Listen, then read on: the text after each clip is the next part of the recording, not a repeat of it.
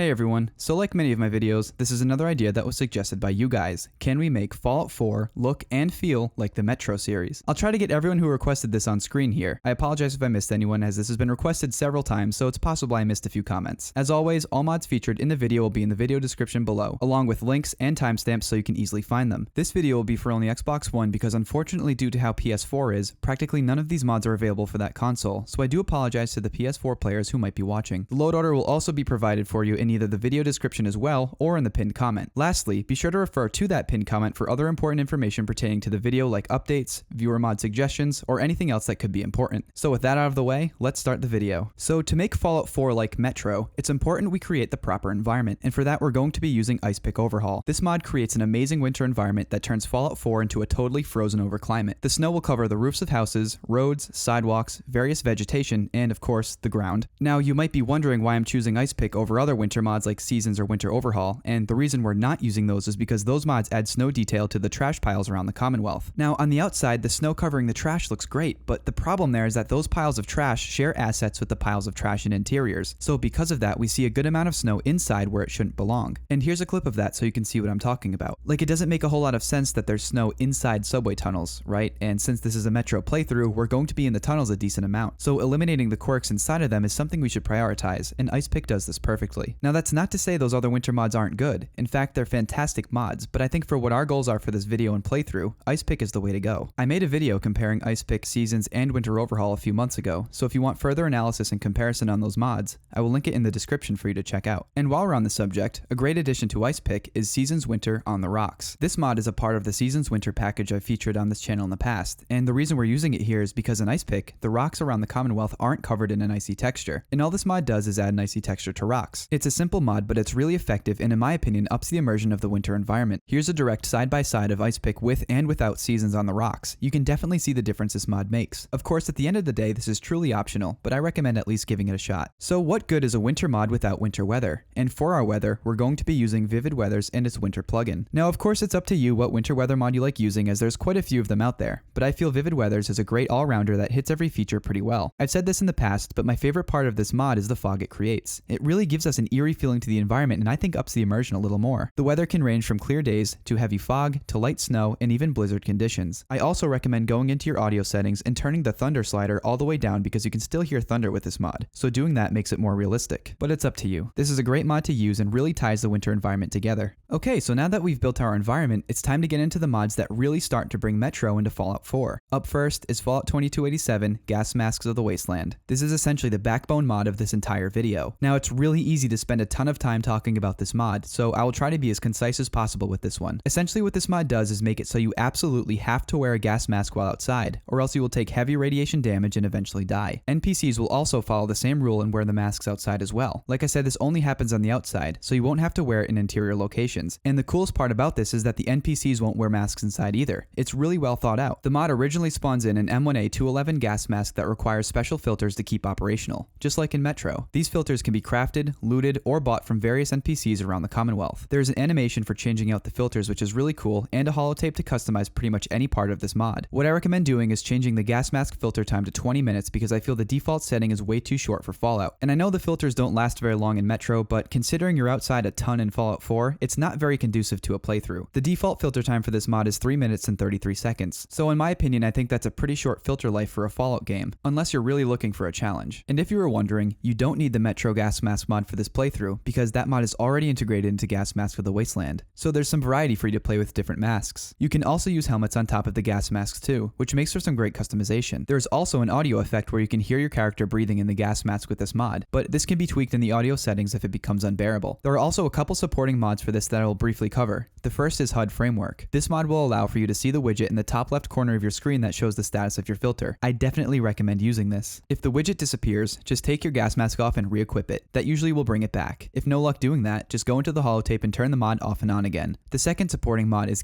Mask Biped Fix, which is a fix that improves the chances that the NPC's clothing won't be overridden by their gas masks, so they're less likely to be naked. And I know that sounds kind of weird, but if you've ever played with this mod before, you'll probably know what I'm talking about. The last supporting mod I want to cover is the INI edit to activate the glass overlay. This is optional, but I strongly recommend trying it out. Basically what goes on here is that you can activate a super cool glass visor overlay that makes it look like you're inside of your gas mask. Your mask can crack and show damage, and and blood can even splash onto your screen and you'll have to use the gas mask wipe option to get it off, which I recommend favoriting to make it easier, and it even smears. Here's a clip of my mask getting completely broken, and yes, you'll even have to repair it in the repair kit menu. These mods seriously turn the immersion up to 11. They're all extremely well done and really turn this playthrough into something special. Like I said, we can go all day talking about this mod, but that gives you a pretty good overview of what it is. However, if you want to get even more hardcore, you can also use the exciting new mod for Xbox, Fallout 2287 Nuclear Winter. Now, you don't have to take it this far, but I do recommend at least giving this a shot because this is extremely epic. If you're not interested in this, as it's truly optional for this playthrough, feel free to fast forward to the time on the screen. Like the previous mod, it's very easy to spend all day talking about this, so I'll try to make this quick. And this is more just for an FYI kind of thing because this mod set we're about to cover kind of strays away from the Metro aspect, but it's still really cool if you're looking for a challenge. Since this is a Metro playthrough, we still have to deal with our gas masks and filters as previously explained, so we need to keep Gas Mask of the Wasteland installed. So with this mod, there's now a cold factor that you're going to have to deal with. And what I mean by that is, you must be wearing winter appropriate clothes and keep yourself adequately warm at all times, or you will eventually suffer from hypothermic complications and potentially even die. Like Gas Mask of the Wasteland, there's various options you can tweak in the holotape, plus tons of directions and explanations of how things work in the mod documentation section as displayed on screen. One of the coolest parts of this mod is that there's even a visible breathing feature like you'd see if you were outside on a cold day. You can see this in both first and third person, and that is some serious immersion. In order to survive, you're going to have to seek various heat sources to stay warm, and you will know you're heating up when you see the little flame icon pop up next to your status widget. So standing next to trash can fires, the armor workbench fire, or a campfire are some examples of what to utilize for this. This mod will require HUDFramework, and you can still use the previously mentioned support mod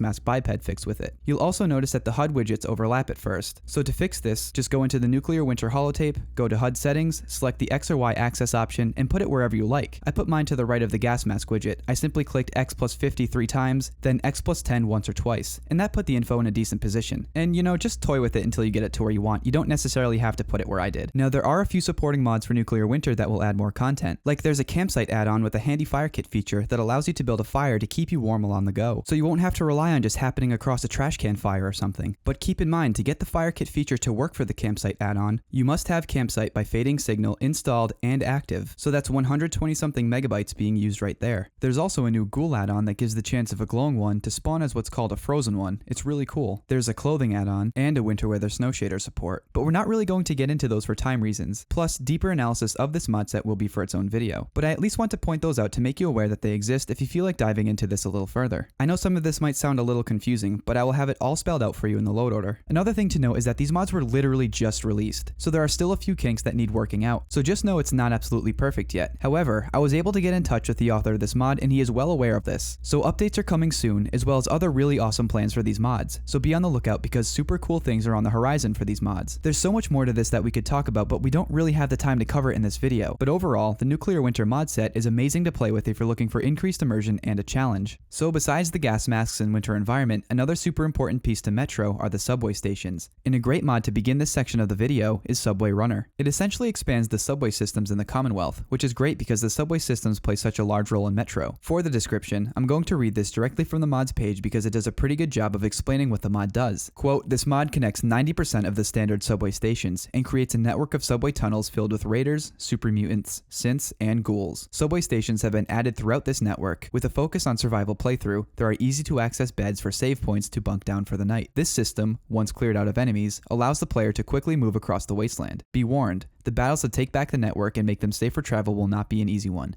End quote. So this is a great mod to add and really upgrades the roles of the subway stations to further make this feel like Metro. A great follow-up to that is Gritty Subway Stations. This is a retexture mod that changes the looks of the subway stations to feel much more run down, simulating heavy use by those who lived there, which makes a lot of sense if we're going for a Metro style playthrough. I'll show some side-by-side comparisons here, and as you can see, the difference is pretty clear. You might find it helpful to pause here so you can look at the comparisons a little longer. This is a really cool mod because the subway systems in Fallout 4 seem to be a little neglected in terms of modding content, and this mod takes care of that nicely. This mod provides us with a big visual upgrade to the subway systems of the Commonwealth and is definitely worth the download. Another good follow-up is Metro Oberland. This is a neat mod that adds a new settlement inside an abandoned metro station. There are two versions of this mod, the normal one, which is on display here, and a clear version, which is the same thing but with less rubble and trash. It can be found at Oberland Station. Just enter the manhole on top of the new train platform. I think it's pretty well done and definitely complements this playthrough nicely if you like to make settlements. The last subway mod we're going to be using is the Metro. This mod further expands the metro system in the Commonwealth in a really cool way. Like Subway Runner, I will read the author's description. Quote, inspired by the Metro and Stalker series, this mod adds a network of tunnels and an underground village situated within the metro. Upon reaching the metro village, the player finds that the inhabitants are unable to access their normal sources of supplies due to the appearance of some stronger mutants within the tunnels. After talking with the mayor, the player is tasked with descending deep into the dark depths of D6 in an attempt to make the scavenging areas safe again. The entrance to the tunnels is situated within the Back Bay area. Currently, most of the NPCs of this mod are not voiced, so subtitles would need to be enabled.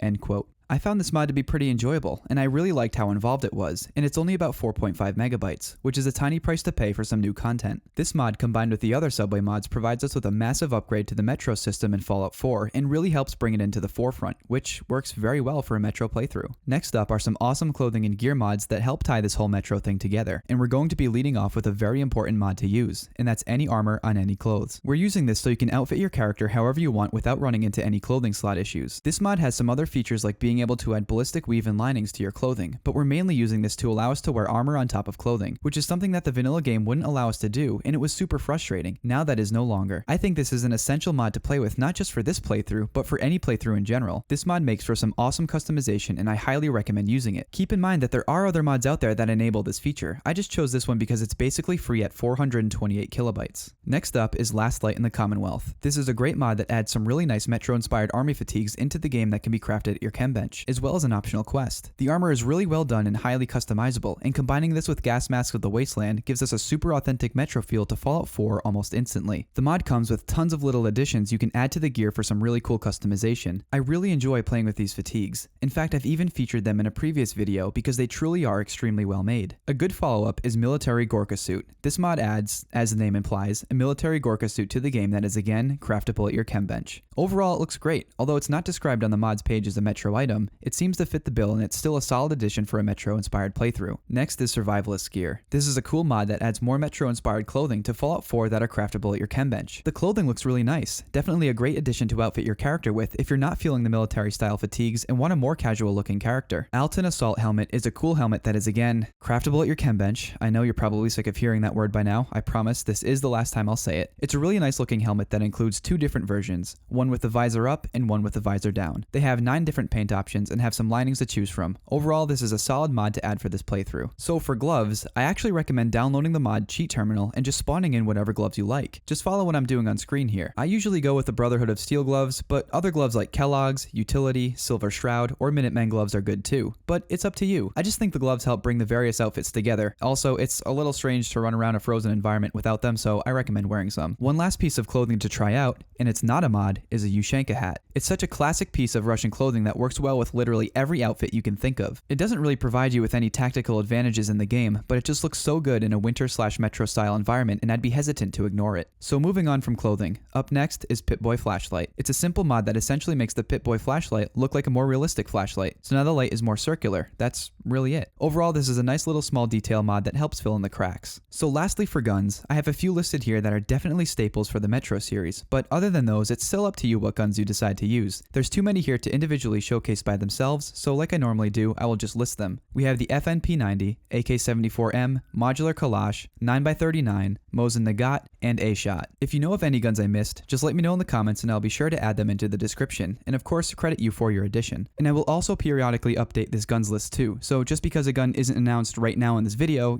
doesn't mean it won't show up in the description at some point in the future. Because I'm sure there are many more guns out there that would be a great fit for this video. Also, if you're interested in using more guns than listed here, a good workaround to that is to use the light version of Gas Masks of the Wasteland. Just know that with the light version there won't be as many features, but on the flip side you'll have more space to download more guns. Because if you use every mod featured in this video, excluding Nuclear Winter, it's going to be a pretty tight fit for the 2 GB storage limit. So that will do it for creating Metro and Fallout 4. I hope you all enjoyed, and if you did, be sure to leave a like, and if you're not already, be sure to subscribe for more content just like this. Also, if you know of any mods that you felt should have been in the video, just let me know in the comments and I'll be sure to add it into the description, and of course, credit you for your addition. Again, please be sure to refer to the pinned comment for potentially the load order and any other important information related to the video. Like always, if you have any ideas for future videos, just let me know in the comments and I'll be sure to save the idea and perhaps make a video out of it, and just like this one, credit you in the intro. See you next time. Thanks for watching.